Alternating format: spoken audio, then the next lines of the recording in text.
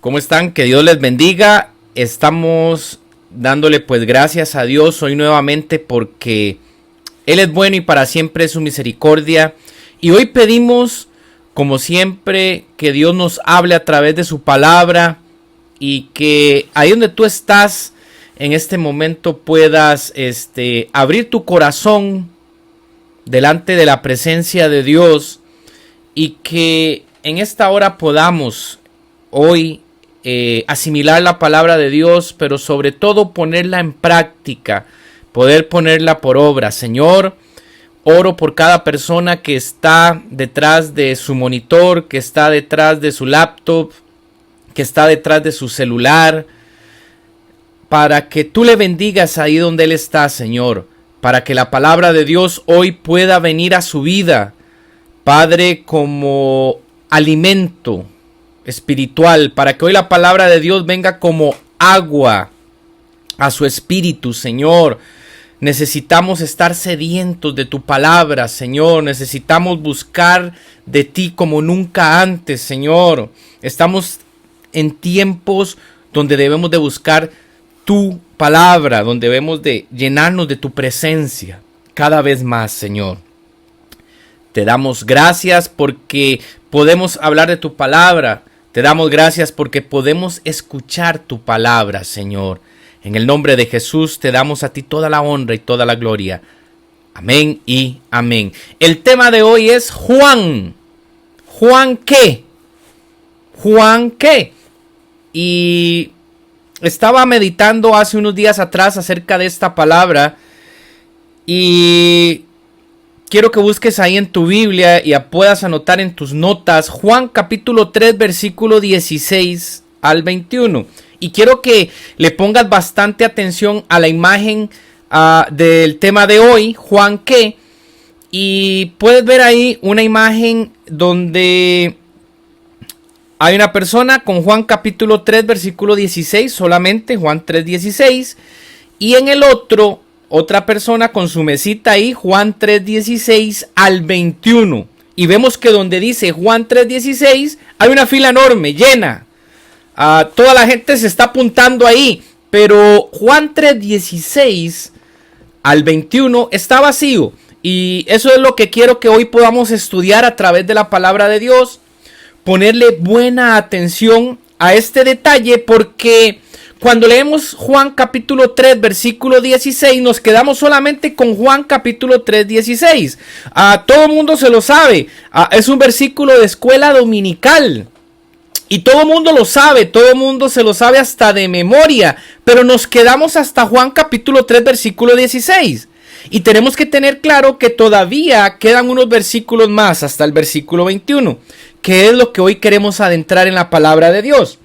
Juan capítulo 3 versículo 16. Vamos a ver si son buenos estudiantes de Biblia. Ahí, de memoria. ¿Qué dice? Hoy yo se lo voy a leer en una versión diferente. La Biblia del lenguaje actual.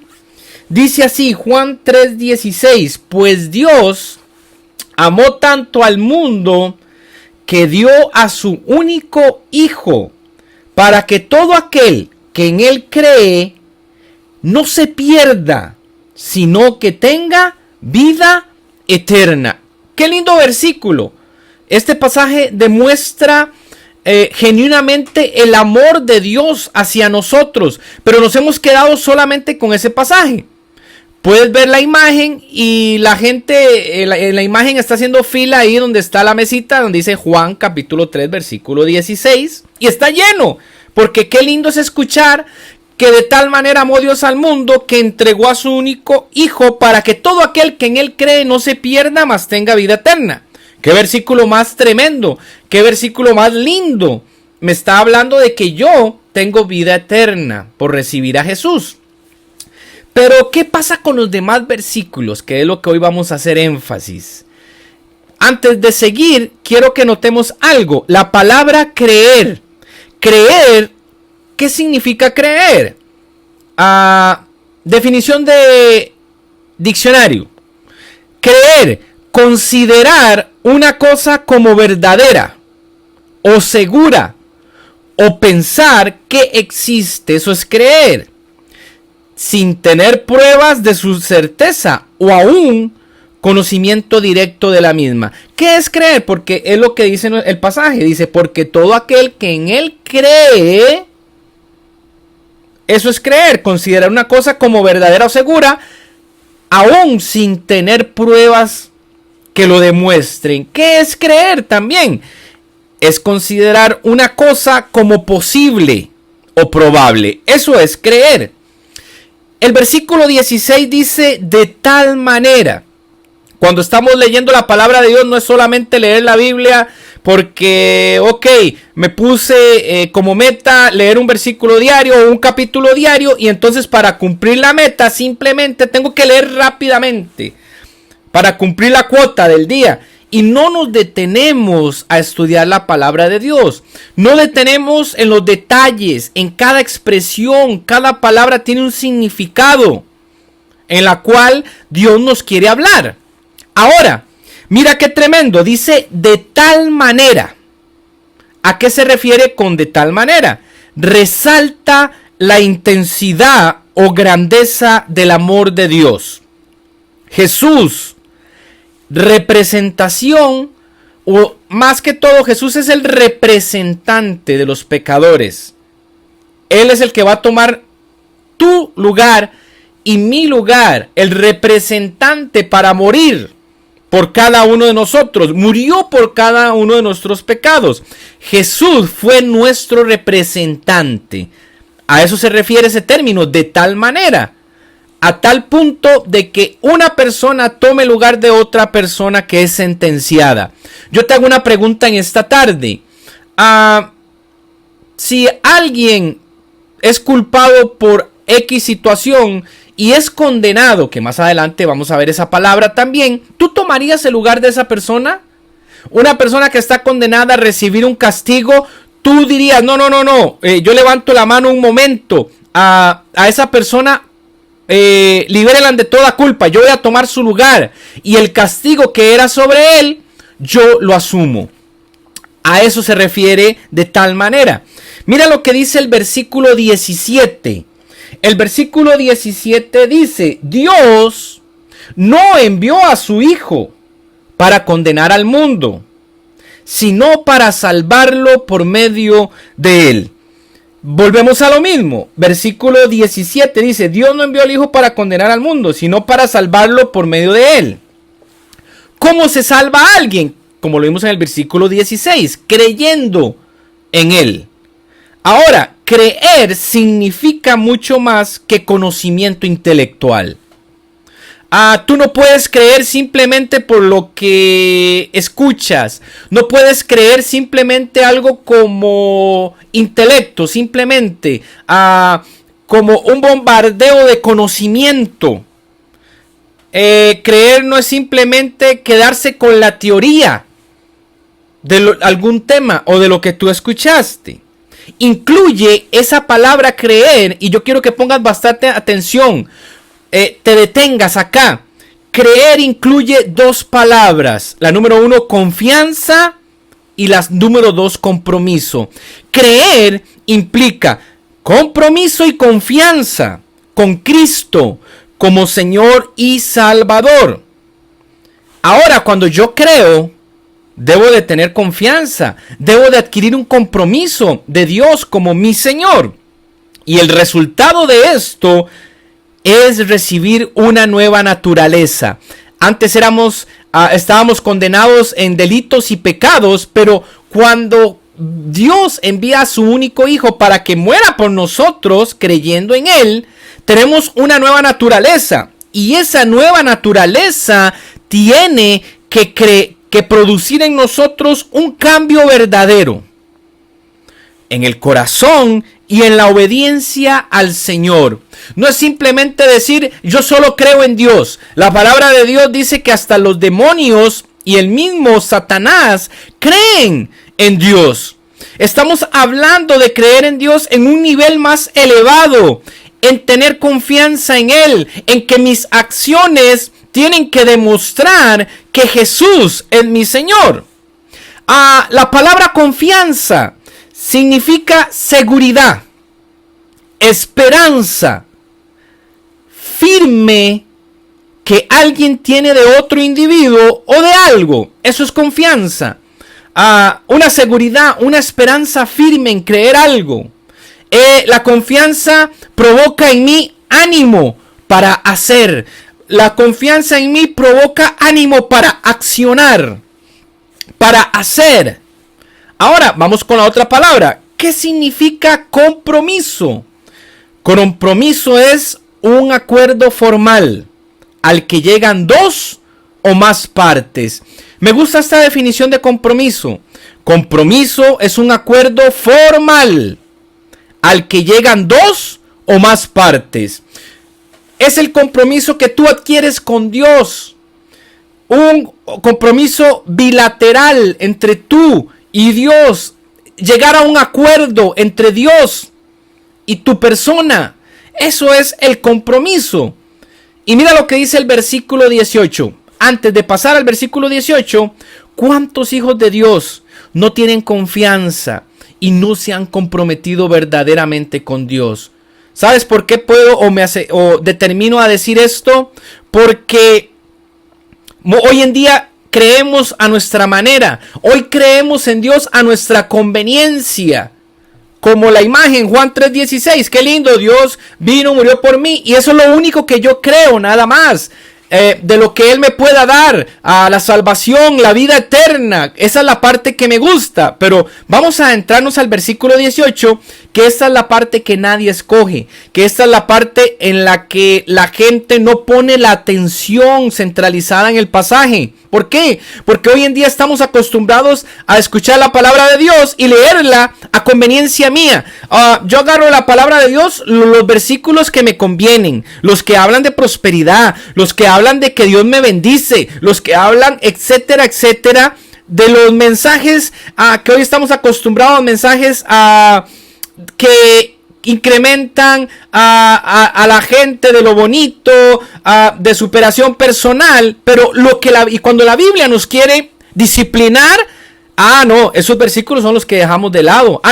Ya Dios ahí me está jalando el mecate y entonces no, ya ese versículo no me gusta. Versículo 18, Juan 3:16, sí, pero hasta el 21. El versículo 18 dice: no hay condenación para todo el que cree en Él. Estamos hablando de creer, ¿cierto? Pero todo el que no cree en Él ya ha sido condenado por no haber creído en el único Hijo de Dios. ¡Ojo! Ay, pastor, ya ese pasaje ya no me gustó. Me gusta lo que dice, porque de tal manera amó Dios al mundo que ha dado su único Hijo para que todo aquel que en Él crea sea salvo, tenga vida eterna. Ese sí me gusta. Pero este versículo 18, donde dice que el que no cree en Él ya ha sido condenado. Mira qué tremendo. Por eso es que nadie escoge eso. Por eso es que la mesita vacía de donde dice Juan 3:16 hasta el 21 está vacía. ¿Por qué? El que no cree es condenado. Si tú no crees en Dios, automáticamente eres condenado. Tus acciones, y te hago una pregunta en esta tarde, ¿tus acciones demuestran que crees en Dios? No lo que dices. Sí, yo amo a Dios, así yo creo en Dios, así yo busco a Dios. Estamos en una época de una iglesia contemporánea donde solamente bla, bla, bla, bla, bla, y solamente hablamos y no demostramos lo que estamos hablando. No estamos demostrando con nuestras acciones lo que sale de nuestra boca. Y dice la Biblia que el que no cree es condenado. No es lo que tú digas, querido joven. O no es lo que tú pienses en hacer. Yo quiero buscar de Dios. Yo quiero hacer esto. Pero nos quedamos en buenas intenciones. Y de buenas intenciones están llenos los cementerios. Personas que quisieron llegar a ser mejores pero nunca lo hicieron. Sus buenas acciones ahí están en el cementerio. Pero ¿dónde están los que verdaderamente dicen que aman a Dios y que creen en Dios, pero porque lo demuestran? Ya estamos cansados. Muchas veces nos cansamos de gente que quiere buscar de Dios, pero que con sus acciones no demuestran lo que dicen. Ya estamos cansados. Dios se cansa de nosotros mismos. Joven, es tiempo de que tus acciones concuerden con lo que tú dices, con tus palabras. Y mira qué tremendo. Por si no le bastó, era lo que dice el versículo 19. ¿Y qué es esta condenación? Lo que dice el versículo 18. Esta condenación se basa en el siguiente hecho. La luz de Dios llegó al mundo, pero la gente amó más la oscuridad que la luz, porque sus acciones eran malvadas. El versículo 19, esto se pone más hot, más bravo. Mira qué tremendo. ¿Qué es condenación? La acción de condenar o condenarse. La acción de condenar, una persona externa, como un juez, alguien cometió un delito y llegó el juez y dictó sentencia. Tu condenación son X cantidad de años. Esa es una condenación externa. O la acción de condenarse, que es una acción interna. Muchas veces de nuestras decisiones nos estamos condenando a nosotros mismos. Ten cuidado. Estamos jugando con la vida eterna. Estamos jugando con el plan original que Dios vino a trazar para nosotros. Se basa en amar la oscuridad. Mira lo que dice el versículo 19. Los que no reciben a Dios se condenan y se basa en amar la oscuridad en lugar de la luz. Recuerdo una anécdota de un joven que en el campo quería estudiar y para poder salir a estudiar tenía que caminar kilómetros porque no había bus. Y cuando ya él venía o ya tenía que salir de madrugada para poder ir a estudiar, había alumbrado público cada 200 metros. Una calle llena de lastre, una calle llena de polvo, y él se limpiaba bien los zapatos para ir bien formal. Y cada vez que él caminaba, sus zapatos se llenaban de polvo. Cuando llegaba al primer poste de luz, podía asomarse y fijarse y veía que sus zapatos estaban sucios, llenos de polvo. Sacaba un trapo, los limpiaba nuevamente y los siguientes 200 metros que eran oscuros, él volvía a ver sus zapatos y no veía nada extraño. Cuando llegaba al próximo poste de luz, volvía a fijarse y veía que sus zapatos que ya había limpiado estaban nuevamente sucios. ¿Qué te quiero decir con esto? Entre más estés a la luz, vas a poder ver tus imperfecciones. Y esto es lo que nos habla el versículo 19. Dice, esta condenación se basa en lo siguiente. La luz de Dios llegó al mundo, pero la gente amó más la oscuridad de la luz, a la luz, porque sus acciones eran malvadas. Estamos en una época donde el mundo ama más la maldad. ¿Por qué? Los que hacen, y vea lo que dice el versículo 20, todos los que hacen el mal odian la luz y se niegan a acercarse a ella porque temen que sus pecados queden al descubierto. Es como aquel joven que iba caminando por el terreno lleno de polvo. Cuando se acercaba a la luz, quedaba al descubierto sus zapatos llenos de polvo. Así es, entre más nos acerquemos a la luz, va a quedar al descubierto nuestros pecados. Los que hacen el mal odian la luz. ¿Por qué? Porque la luz deja al descubierto sus pecados. La luz deja al descubierto sus equivocaciones. La luz deja al descubierto su maldad, tal y como es la persona. Por eso es que se alejan de la luz, porque no quieren ver la maldad. Aquel que le cuesta un vicio, ¿por qué no se acerca a la luz? Porque no quiere ver sus imperfecciones, porque no quiere dejar de las cosas malas. Y no estar en la luz, símbolo de un alejamiento de Dios, símbolo de que no quiero buscar la presencia de Dios. Y el versículo 21 dice, pero los que hacen lo correcto se acercan a la luz para que otros puedan ver que están haciendo lo que Dios quiera. Mira, más bien, los que quieren hacer conforme a la voluntad de Dios, dice que se acercan a la luz. ¿Qué significa acercarse a la luz? Los que hacen lo correcto se acercan a la luz. ¿Para qué? Más bien, para que los demás puedan ver en sus acciones que honran y obedecen a Dios. Querido joven, es un pasaje duro. Nos quedamos solamente con la parte linda, solamente Juan 3:16. Pero los siguientes versículos dicen que los que aman la oscuridad es porque no quieren ver sus pecados reflejados. ¿En qué sector estás? ¿En los que aman la luz?